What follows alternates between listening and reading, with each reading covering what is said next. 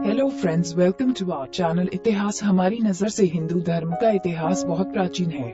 हिंदू धर्म के इस चैनल में हम आपको बताएंगे कि आखिर में हिंदू धर्म का क्रमशः इतिहास क्या है। ऐसे ही आज की हमारी वीडियो का विषय है, कैसे जाने पूर्व जन्म को हमारा संपूर्ण जीवन स्मृति विस्मृति के चक्र में फंसा रहता है। उम्र के साथ स्मृति का घटना शुरू होता है, जो कि एक प्राकृतिक प्रक्रिया है।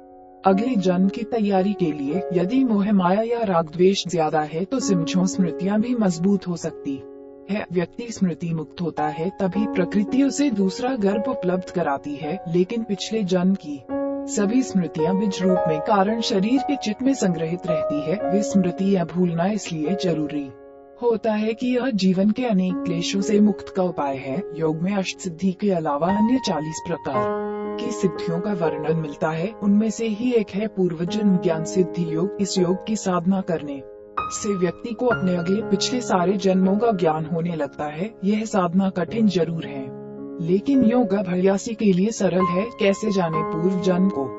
योग कहता है कि सर्वप्रथम चित्त को स्थिर करना आवश्यक है, तभी इस चित्त में बीज रूप में संग्रहित पिछले जन्मों का ज्ञान हो सकेगा। चित्त में स्थित संस्कारों पर संयम करने से ही पूर्व का ज्ञान होता है। चित्त को स्थिर करने के लिए सतत ध्यान क्रिया करना जरूरी है। जाति स्मरण का प्रयोग।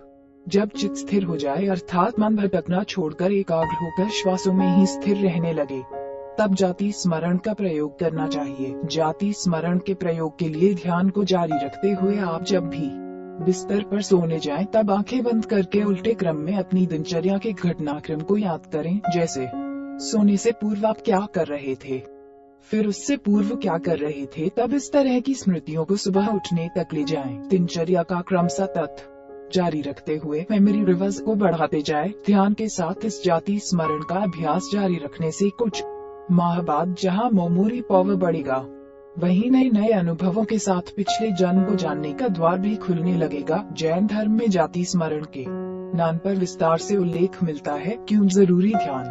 ध्यान के अभ्यास में जो पहली क्रिया संपन्न होती है वह भूलने की कचरा स्मृतियों को खाली करने की होती है। जब तक मस्तिष्क कचरा ज्ञान तर्क और स्मृतियों से खाली नहीं होगा, नीचे दबी हुई मूल प्रज्ञा जागृत नहीं होगी। इस प्रज्ञा के जागृत होने पर ही जाति स्मरण ज्ञान पूर्व जन्मों का होता है, तभी पूर्व जन्मों की स्मृतियाँ उभरती हैं। सावधानी।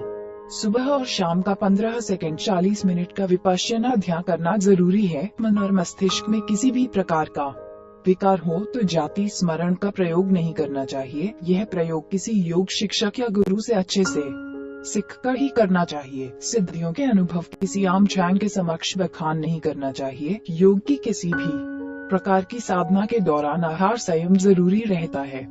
हम उम्मीद करते हैं कि आपको इस चैनल के माध्यम से रोचक जानकारियां दे सके। आप अपने सुझाव हमें कमेंट में भेजिए, और अगर आप किसी कहानी या तथ्य के बारे में जानकारी चाहते हैं तो वो भी हमें कमेंट बॉक्स में भेजिए, और हमारे चैनल को सब्सक्राइब करें। धन्यवाद।